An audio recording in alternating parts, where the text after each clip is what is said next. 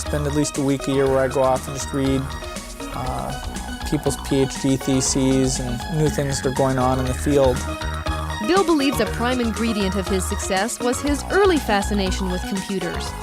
You have to understand, when you spend your time thinking intensely about a field, from a very young age, which in my case is, I was 13 or 14 when I started to get involved. That's where you can do great things, is because your mind has really gotten into it. You understand it. What are the ideas that excite you? Or is it just customers? Customers first. Yeah. Second is, the last century, a company, if you want to grow, I believe you should find a good opportunity. But today, this world never lack opportunity. But today, if you want to be a great company, think about what problem you can solve. It's not to catch the opportunity. It's about solving the social problems. Because company like Alibaba, we're growing so fast, it's very difficult for one opportunity that can make us last. Such an organization with the power by internet, with millions of SMEs, with 400 million consumers, what kind of problem you can solve? And I'm excited. Anything you mentioned about cloud computing and talking about the mobile things, anything that's happened in the USA is going to happen in China. There is an amazing degree to which people's ambitions get beaten out of them in these top universities. If I look at what people thought my senior year in high school, sort of like were very ambitious. They had all these ideas what they were going to do, and if you looked at the same people at sort of college plus 5 years, sort of 9 years later, let's say, it was amazing how much things have been ratcheted down. And so I do think there's something problematic where all the talented people go to these schools, they're sort of evaluated on the same terms, and at the end a lot of ambitions are beaten out of them. Probably the one that I think is even worse for people than Harvard in this respect might be Caltech, where you have these brilliant math, physics people, and after 4 years where you're in the middle of your class, you're convinced that the most you can do with your life is become a line engineer at Lockheed, and maybe you can go into mid-level management 20 years later. And so that sort of is characteristic of what I think has happened, and what I think we need to somehow find a way back to is this idea that that there's not just a single track, that there are very different things you can do. The question, what truth do you know that nobody agrees with you on? The sort of career version of this is what are you really good at that other people aren't that good at, or something like that, and that somehow gets discouraged by this incredible homogenization. And big ambitions get discouraged, I think, that you think everyone, and it's true of all of us, I suppose, we decide we can make it in a certain line and do things a little, move ahead step by step, but the kind of... Yeah, there's always the ambition to be a founder, that seems to be knocked out. Both the institutions and the mindset that permeates the institutions is almost a denial that ambition is reasonable or even possible. Well, there's a sense that there are all these people who are ahead of you, so there's always this sense there's so many people who are much better or just as good as you, so who are you to think that you can do anything different? And obviously, when everybody starts to think that, nobody does anything, and in fact, it becomes self-fulfilling once again. For me, so much of the lesson that I feel like I've learned is, I feel like it's really hard to decide to start a company, right? Facebook, I didn't start it to start a company. I started it because I really wanted this thing personally, and I believed that it should exist globally, although I wasn't quite sure that we would be able to play a role in doing that. It was mostly just through kind of like wanting to build it and having it be this hobby and getting people around me excited that it eventually kind of evolved into and got the momentum to become a company. But I never really understood the psychology of deciding that you want to start a company before you understand what you want to do. This gets back to the question of why did we first open at colleges that had competitors? I have this big fear, I think, of getting locked into doing things that aren't actually the most impactful things. To me, this is like the trait that entrepreneurs have, is they just have this like laser-like ability to go find where they can have the most impact. And when you take on a new project, especially if you hire people or start a company, you're doing that project. And I mean, there are obviously different ways that it can exit and all that, but I think having the flexibility to explore a lot of different things, which you can do when you're in college, which is one of the amazing things about being in college, is you can work on all these hobbies and code a lot of stuff and try a lot of different things. It's this amazing flexibility that I think most people take for granted. And once you decide, okay, I'm going to start a company and I'm going to do it with someone else, you immediately now need to convince someone else if you want to change your mind on something. And I think people really undervalue the option value and flexibility. I think explore what you want to do before committing is really like the key thing, and keep yourself flexible. No, I think that's. I agree. Yeah, but I think, and you can definitely do that within the framework of a company, but I think you have to be wary about starting a company too rigidly, because you're going to change what you do. I mean, people talk about pivots all the time as if it's like your thing didn't work, so you pivoted. Facebook pivoted many times. It's just that we were college, and then we were not college, and then we were just a website, and then we were a platform, right? And you're going to change what you do. There's another word for the kind of pivots you were talking about: expansions. Well, right? That's not what people usually mean by pivoting. Well, flexibility. Yeah. Follow your instincts. Very easy to say, and incredibly difficult to do. A little more context? Everybody, when they're wondering about what they should do after college or after university, you have the weight of expectations on your shoulders. You have college bills that you might have to pay. You have parents who have expectations for you in a particular direction, and whether you like it or not, subconsciously you carry all that stuff with you. And if you want to go in a different direction from what you've spent the previous 20, 25 years of your life almost being programmed to go and do, that's a very difficult thing to do.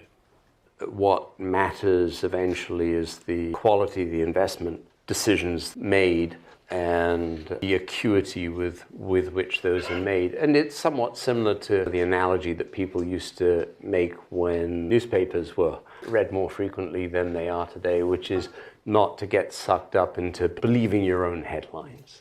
And so I think, especially in today's era, humility also goes a long way, particularly in which, if you don't make the decisions correctly, can hand you out a right royal spanking, no matter how high your public profile.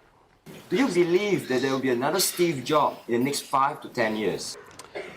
No, any more than I believe there'll be another Larry Page or Mark Zuckerberg or Bill Gates. They're each very distinctive personalities. Now, if the question is there somebody whose name we don't know today, who 20 years from now will be very well known because of a company that he or she started?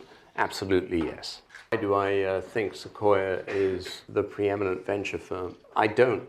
I think I always feel we're always one step away from going out of business, and that we can never take anything for granted, and that we're only as good as our next investment. The advice that people should follow their instincts, whether I could say a little bit more about that. I think it helps if you try and enter an environment where you think you can learn a lot, whether that's inside an organization. It doesn't have to be a company, it can be some other organization, or around people that you particularly admire, that you can learn a lot from. And I think that just helps expand one's horizons. It also gives the individual a sense of what excellence is really like. How realistic is it for a company to do B2C and B2B at the same time? I'm sure there are examples of companies that have pulled it off. I just think right at the beginning you have to concentrate on doing one thing super well. And once you've done that, the second thing becomes easier, particularly if you're dealing with... It's one thing to sell precisely the same product to both audiences. And if you can do that, bless your heart, it's a good thing to do. But I think it's if you've got to tailor the product differently, I think that's a very dangerous thing for a company to do right at the start. You know, it's no coincidence Apple under Steve Jobs was not prepared to compromise, change and alter its products to please corporations. They would build products, and if corporations wanted to buy them, so be it. But they weren't going to come up with special products. It was an approach that obviously served them very well. And then, as you know, there are plenty of examples of other companies that have, over time, succeeded with two different sorts of distribution channels. Plenty of examples of that. But at the beginning, I think simplicity is a virtue. Because I think that's really important, especially for young people, to actually do that self-assessment and find that passion. Do you have any advice? I think many kids and many grown-ups do figure out over time what their passions are. And sometimes we let I don't think it's that hard. I think what happens, though, sometimes is that we let our intellectual selves overrule those passions. And so that's what needs to be guarded against. Kids are very good about knowing what their passions are. I love that, because I think I've seen you describe this way, that you've always maintained that sense of wonder. I think that's what kids have, but we lose it somehow along the way. Yes, everybody, it's a gift if you can keep your childlike sense of wonder. And it helps with creativity, it helps to have fun. You laugh more and play more if you keep that childlike sense of wonder. What we're really focused on is thinking long term, putting the customer at the center of our universe, and inventing. Those are the three big ideas. I don't think that you can invent on behalf of customers unless you're willing to think long term, because a lot of invention doesn't work. If you're going to invent, it means you're going to experiment. You have to think long term. So these three ideas, customer centricity, long-term thinking, and a passion for invention, those go together. That's how we do it. And by the way, we have a lot of fun doing it that way. What's amazing about your success is that your timing was good too. How does an innovator actually identify that historical momentum, that Kitty Hawk moment? You recognize what was happening with the internet, and you said, you know what, there's actually a room for me to start with books and then move on. How do you do that? How do you find the time and the momentum, the zeitgeist? I think everybody has their own passion, their own thing that they're interested in, and then you're very alert to the things that are in the sphere of influence of that passion. So your passion has led you to change the world, frankly, with Amazon. But yet you've got Blue Origin, you've got Bezos Explorations. Why can't somebody like you just rest on your laurels? Go play golf. Well, I love what I do. I also have 4 kids. I have a wife that I love. I have a lot of passions and interests. But one of them is the pace of change.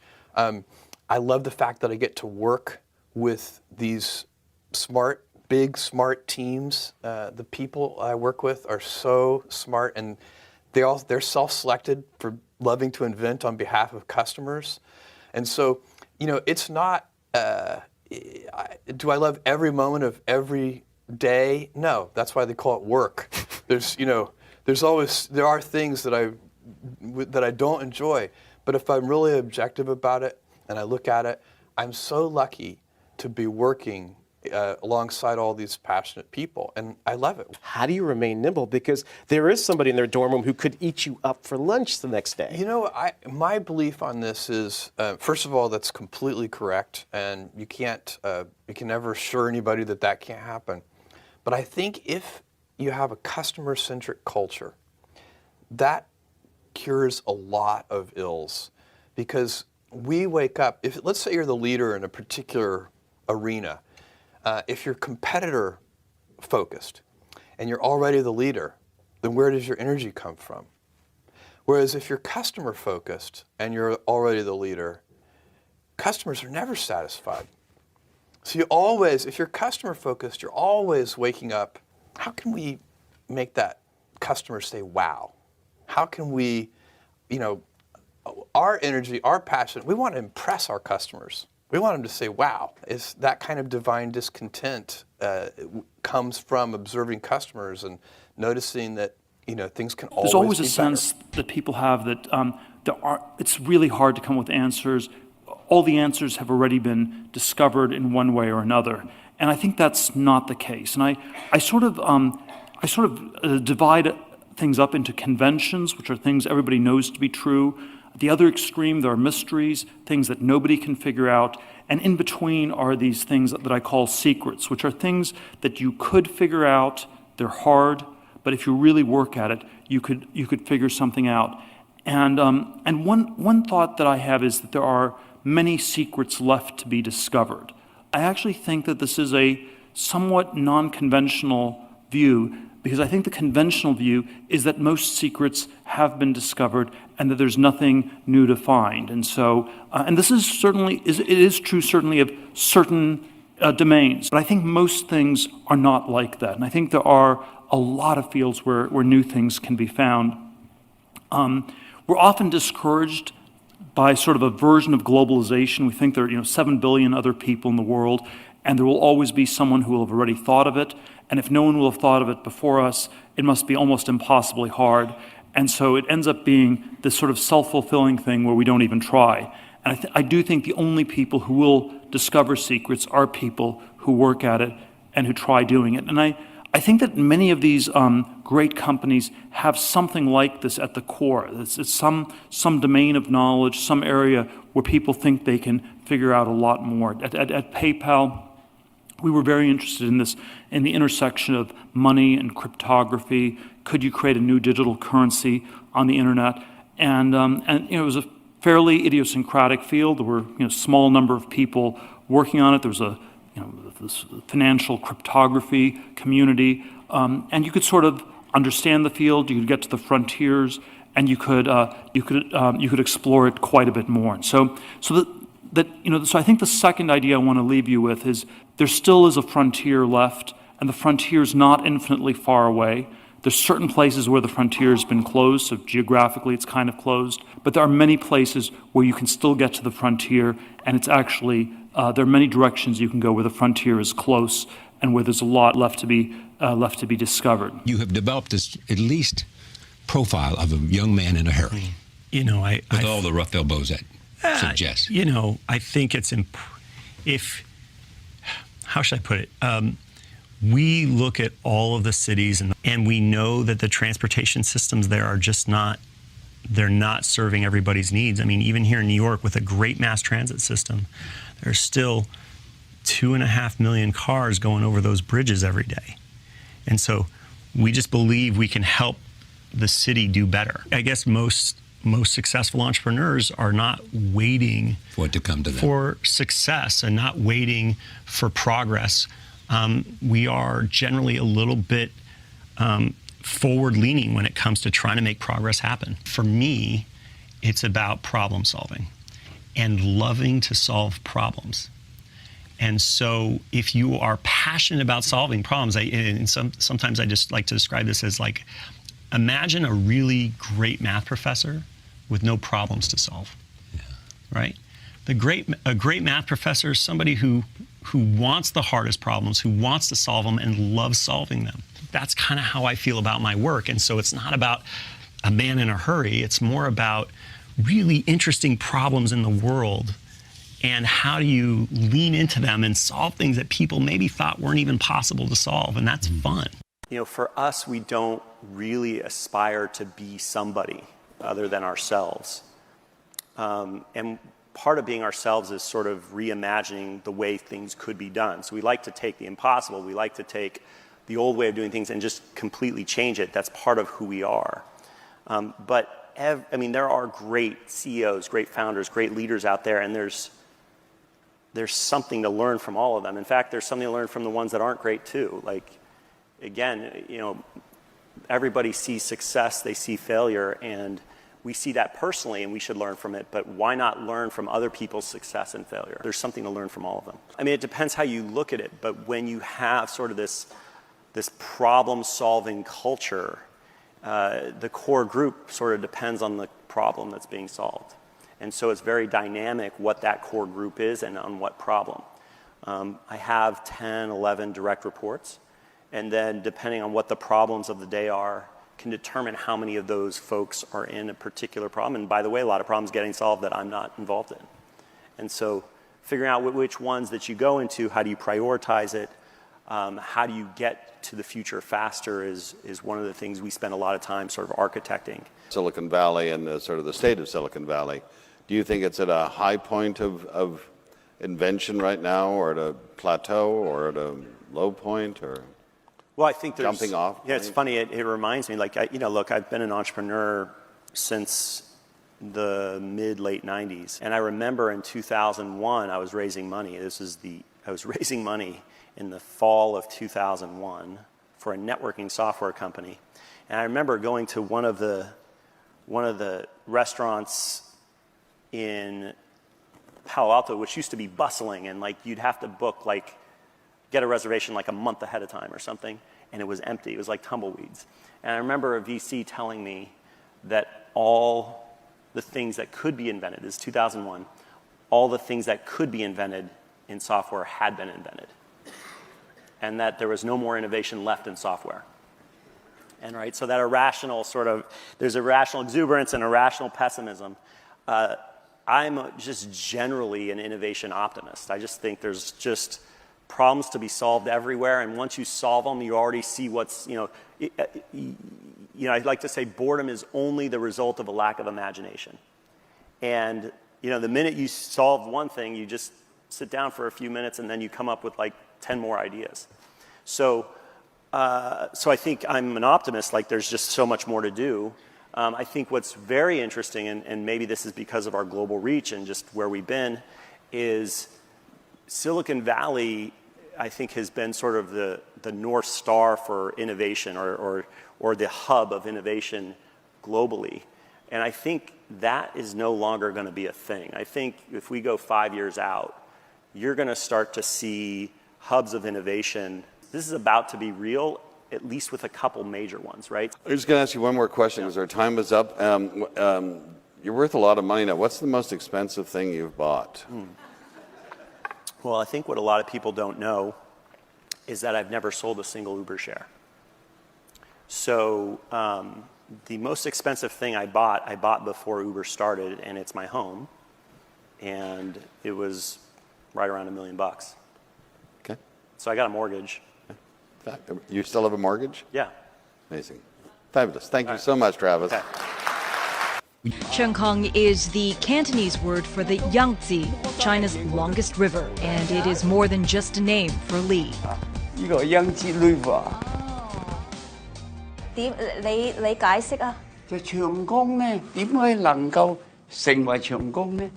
就係你咧咩水嚟到你都可以吸收，你都 welcome。Yeah。所以你做生意，因為我自己咧。